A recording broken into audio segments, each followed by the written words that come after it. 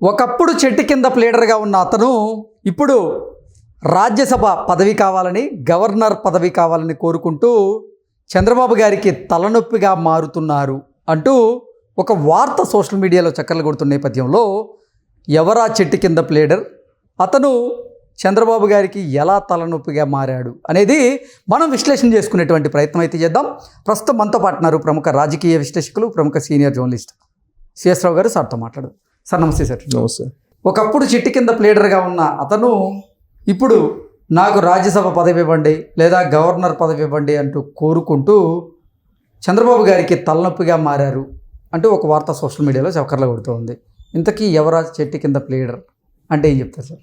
ఇప్పుడు ఒకటి ఏంటంటే, చెట్టు కింద ప్లేడరు, తర్వాత జంతు చర్మాలు అమ్ముకునే వాళ్ళు, లేదంటే పత్తిచాలలో ముందు కొట్టుకునే వాళ్ళు, ఇలా రకరకాల చాలామంది ఎన్టీ రామారావు గారు పార్టీ పెట్టిన తర్వాత రాజకీయాల్లోకి ఎంటర్ అయ్యారు.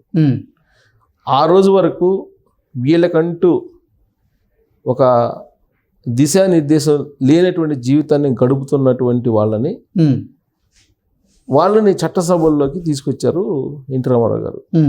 అప్పటి వరకు ఆయన అభిమానులుగాను, లేకపోతే అభిమాన సంఘాలకు పరోక్షంగానో ప్రత్యక్షంగానో సహకారం అందించేటువంటి వాళ్ళు, లేదంటే అభిమాన సంఘాలుగా ఉన్నటువంటి వాళ్ళు, వీళ్ళందరూ ఎంతో కొంత అభిమాన సంఘంతో టచ్ ఉన్నవాళ్ళు.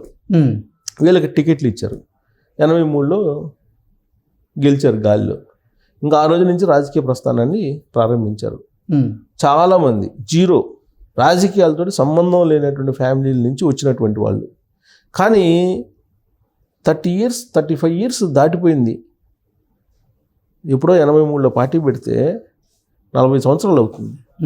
ఇప్పటికీ కూడా ఆ రోజున చెట్టు కింద ప్లేటర్గా పనిచేసినటువంటి వాళ్ళు, ఆ రోజున జంతు చర్మాలని అమ్ముకొని బతికేటువంటి వాళ్ళు, ఆ రోజున పత్తిచాలలో ముందు కొట్టేటువంటి వాళ్ళు ఇవాళకి కూడా రాజకీయాల్లో ఉన్నారు.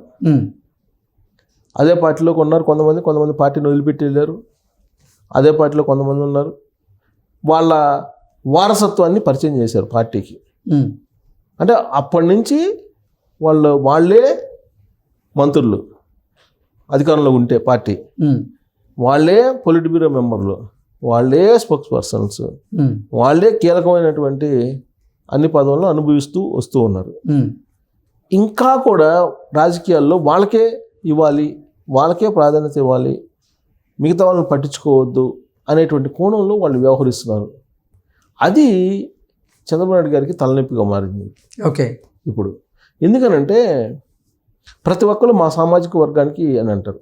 ఒక సామాజిక వర్గానికి న్యాయం చేయాలి అని అంటే ఆ సామాజిక వర్గానికి మంత్రి పదవో, లేదంటే నామినేటెడ్ పోస్టో, లేదా రాజ్యసభ, లేదంటే గవర్నరో పదవి ఇస్తే ఆ సామాజిక వర్గానికి న్యాయం చేసినట్టు అవుతుందా? వాస్తవంగా మాట్లాడుకోవాలంటే కాదు కదా. కానే కాదు. పోనీ సామాజిక వర్గంలో మార్పే ఉందన్న 40 సంవత్సరాలుగా అన్ని పదవులు అనుభవించి కూడా ఇప్పుడు మళ్ళీ నాకు రాజ్యసభ కావాలి, లేదంటే గవర్నర్ కావాలి, ఏదో పదవి కావాలి అని ఆరాటపడుతున్నటువంటి సామాజిక వర్గం పేరు చెప్పుకొని ఆ సామాజిక వర్గం నీడ కింద చంద్రబాబు నాయుడు గారికి తలనొప్పిగా మారారు కొంతమంది తెలుగుదేశం పార్టీ. ఎవరు సార్ వాళ్ళు? పేర్లు నేను చెప్తే బాగుండదు, బట్ ఇండికేషన్స్ ఇస్తాను. ఓకే. ఇప్పుడు ఎవరైతే కాకినాడ సెజ్ ఉందో, కాకినాడ సెజ్ అంటే వాళ్ళ దేశం మొత్తం మారుమోగిపోతుంది కదా. కాకినాడ సెజ్ అనేది ఎవరి ఆధీనంలో ఉంది? జగన్మోహన్ రెడ్డి గారు అధికారంలోకి వచ్చిన తర్వాత ఆయన వెంకటేశ్వరరావు అనే ఆయన దగ్గర నుంచి మొత్తం బలవంతంగా రాయించుకొని 41% వాటాని బెదిరించి Vijayasai Reddy and co, Jaganmohan Reddy and co వాళ్ళు కాకినాడ సెజ్లో అలాగే ఓటర్ ఏమని మొత్తం ఆక్యుపై చేశారు అరవింద్ వాళ్ళు. అదే కాకినాడ సెజ్లో వ్యాపారాలు చేస్తున్నటువంటి ఒక అతన్ని జగన్మోహన్ రెడ్డి గారు టచ్ చేయలే. ఓకే. ఎందుకు టచ్ చేయలేదు? ఆయన ఎవరు? తెలుగుదేశం పార్టీకి సంబంధించినటువంటి లీడర్ యొక్క బంధువు. ఓకే.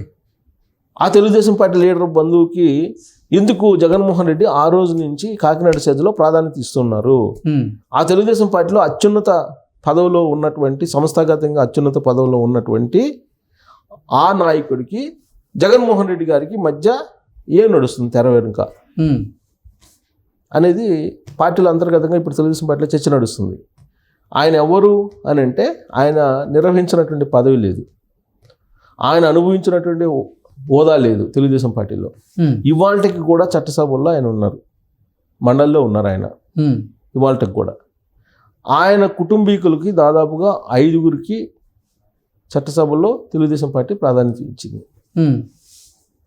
వాళ్ళ ఇంట్లో పదవులు అనుభవించినటువంటి వాళ్ళే లేరు. ఇంటికి ఒకటని చెప్పినటువంటి చంద్రబాబు నాయుడు గారు ఆయన విషయంలో మాత్రం ఇంటికి 4 అన్నట్టుగా వ్యవహరించారు. అయినా కానీ తనివి తీరలేదు ఆయనకి. ఇప్పుడు మళ్ళీ నాకు రాజ్యసభ కావాలి లేదా నాకు గవర్నర్ అన్న కావాలి అని చంద్రబాబు నాయుడు గారి మీద ఒత్తిడి తీసుకొస్తున్నారు.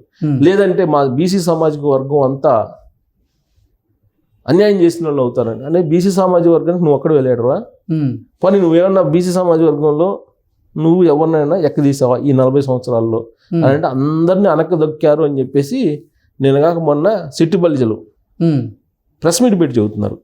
ఆయన కారణంగానే గోదావరి జిల్లాలో పార్టీ నాశనం అయిందని చెప్పి సిట్టిబల్జలు బయటకు వచ్చి చెబుతున్నారు, బాహాటంగా చెప్తున్నారు. చంద్రబాబు గారు ఇప్పటికైనా ఆయన పక్కన పెట్టేసేయండి, ఆయన వల్ల మా సామాజిక వర్గానికి అన్యాయం జరుగుతుంది అని. బీసీల్లో భాగమేగా సెట్టిబలిజ. బీసీల్లో ఎవరెవరు ఉన్నారు?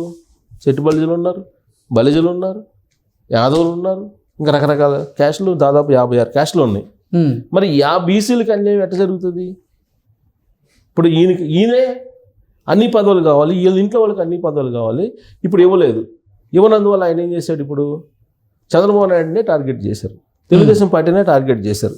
ఆయన తెలుగుదేశం పార్టీని టార్గెట్ చేసి ఆయన ఇప్పుడు రకరకాలుగా పరోక్షంగా చంద్రబాబు గారి మీద, తెలుగుదేశం పార్టీ మీద దుర్భాషలాడు, లేదంటే కించపరిచేలాగా మాట్లాడటం, లేదంటే లెటర్ రాసినట్టున్నారు చంద్రబాబు గారికి. సో ఇలాంటి పరిస్థితి వచ్చింది. ఆయన చంద్రబాబు నాయుడు గారు ఫోన్ చేస్తే మాట్లాడుకునే పరిస్థితి. చంద్రబాబు గారు అర్ధరాత్రి పూట అయినా సరే చంద్రబాబు నాయుడు దగ్గరికి అపాయింట్మెంట్ లేకుండా వెళ్ళేటువంటి స్వతంత్రం ఉన్నటువంటి నాయకుడు ఆయన. ఆయనే చంద్రబాబు నాయుడు గారిని టార్గెట్ చేశారు ఇప్పుడు. అంటే దాని అర్థం ఏంటి? ఆ సామాజిక వర్గంలో నేను తప్ప ఎవరు లేరు అన్నట్టుగా ఆయన బిహేవ్. అందుకే ఆ సామాజిక వర్గంలో వాళ్ళే ఆయన మీద రివోల్ట్ అవుతున్నారు. ఓకే. ఇక ఇంకొక ఆయన ఉన్నాడు, ఎస్సీ అనగానే నాకు రాజ్యసభ కావాలి, నాకు గవర్నర్ కావాలి. ఇప్పుడు 3 సార్లు ఆయనకి పోటీ చేయడానికి అవకాశం ఇచ్చారు. 3 సార్లు ఓడిపోయాడు ఆయన. ఆయనకి డీజిల్ కొట్టియాలి ప్రెస్ మీట్ పెట్టాలంటే. పోనీ వీళ్ళిద్దరు ఏమన్నా పార్టీకి ఒక పైసా ఇచ్చారా? ఇవ్వాల. పార్టీయే పోషిస్తుంది ఇంతకాలం పాటు. ఓకే. సో కాబట్టి సామాజిక వర్గంలో ఈ ఎవరైతే 70+ ఉన్నారో వీళ్ళందరినీ పక్కన పడేయాలి. పక్కన పడేయకుండా కొత్త జనరేషన్ ప్రోత్సహించుకుంటూ ఉంటే ఎస్సీ అనగానే పలానా ఆయన, బీసీ అనగానే పలానా ఆయన, యాదవ్ అనగానే ఆయన, మాదిగ అనగానే ఈయన, మాల అనగానే ఈయన, సెట్టిపల్లి అనగానే ఈయన, కాపు అనగానే ఈయన, ఇలాంటి ముద్ర, రెడ్డి అనగానే ఈయన, ఇలాంటి ముద్ర ఒక 5-6 మాత్రం. ఈ 5-6 పార్టీలో పదవులు అనుభవించాలి. ఈ 5-6 రాజ్యసభ రావాలి, ఈ 5-6 గవర్నర్లు రావాలి, ఈ 5-6 ఎమ్మెల్సీలు కావాలి, ఈ 5-6 మంత్రి పదవులు కావాలి. కాదంటే చంద్రబాబు నాయుడు గారిని టార్గెట్ చేస్తారు. దీని మీద పార్టీలో అంతర్గతంగా చర్చ జరుగుతుంది.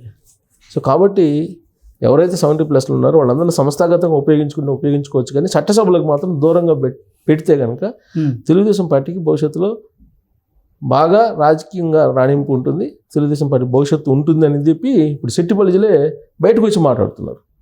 సో దీని మీద చంద్రబాబు గారు సీరియస్గా పరిశీలించాలి. లేదంటే పార్టీ నష్టపోతుందని చెప్పి మనం చెప్పడం కదా, మనకన్నా ఎందుకు చంద్రబాబు గారు బాగా తెలుసు.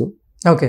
బట్ పార్టీలో అంతర్గతంగా యూత్ ఎవరైతే ఉన్నారో వాళ్ళైతే రివోల్ట్ అవుతున్నారు, అది గమనించాలి. ఓకే. ఇంతకీ ఆ చెట్టు కింద ప్లేడర్ ఎవరు, అలాగే పార్టీ డబ్బులతోనే డీజిల్ కొట్టించి ప్రెస్ మీట్ పెట్టేది ఎవరు అనేది మీకు కనుక అర్థమైతే కమెంట్ల రూపంలో తెలియజేయండి. Thank you so much sir. Thank you.